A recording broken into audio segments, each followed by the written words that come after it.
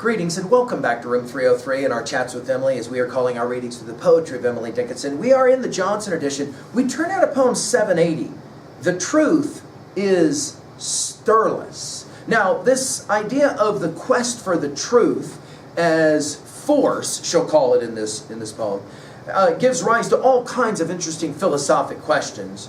What does Emily mean when she talks about the truth? Notice truth with a capital T, yes? Now, our assumption is that you've been following our stuff at LearnStrong.net. Down that left-hand side, Chats with Emily's our playlist. I'm hopeful that you've worked through our set of introductory comments as well as the preceding 779 poems. We just finished with 779, The Service Without Hope. Now, we have commented that without question, the single most important text that Emily was raised on and she felt most precious was the King James Version of the Bible. That is to say, the 1611 King James Version of the Bible, where she would have known by heart the Proverbs 23:23 passage, "Buy the truth and sell it not." This idea that truth is what is most precious for the seeker is for Emily central. And so she will write about the truth. Now, we're going to have to come to her famous Tell the Truth But Tell It slant in the Johnson edition, poem 1129 at the end of our study here. Notice what she says about truth. The truth is stirless. Other force may be presumed to move. This, then, is best for confidence. When oldest cedars swerve, and oaks untwist their fists, and mountains feeble lean. How excellent a body that stands without a bone. How vigorous a force that holds without a prop. Truth stays herself, and every man that trusts her boldly up. Now, can we just point out that Emily will qualify truth as she will qualify wisdom as feminine and not masculine. Notice. So in this poem, truth is feminine when she gets around to the use of a pronoun to describe her. The truth, she'll start though, is stirless. Now you'll remember stirless from our study of 272. That is to say upright. That is to say motionless. Other force may be presumed to move. Notice 2 times in this poem she will call truth a force. By the way, notice the first time not capitalized force. Second time force capitalized.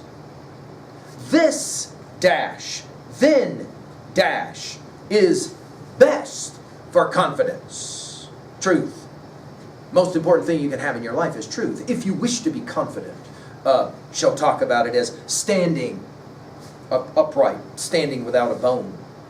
When, notice, oldest cedars swerve, her use of this word swerve will take us back to our study of 292. We'll see it, we saw it in 380. We'll see this word, we saw this word in 556 and in 573. This will be the last time she uses the word swerve. And then one of the most brilliant lines in all of Emily's poetry, and oaks untwist their fists. I mean, how amazing a word picture is that, to imagine an oak that gets blown over and you can see its roots, and now its roots are exposed to the sky, untwisting its fist, right? In other words, even trees, cedars and oaks, have the ability to fall, she says, and mountains. We obviously think of our Cloud Peak, don't we? We look up at that mountain as representative of that which lasts. She says, truth outlasts Cloud Peak even.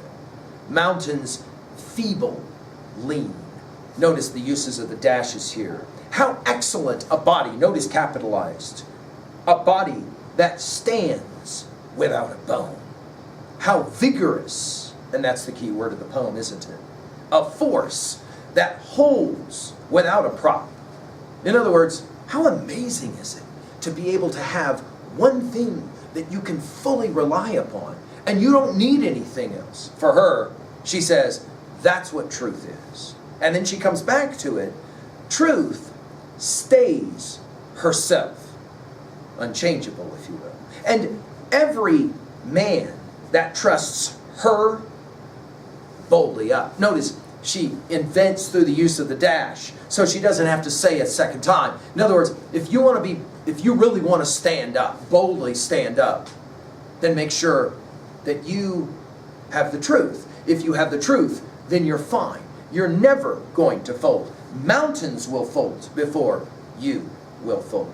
Now, the irony of this poem is that later we are coming to one of Emily's most famous poems, 1129. Tell all the truth, but tell it slant. Success in circuit lies.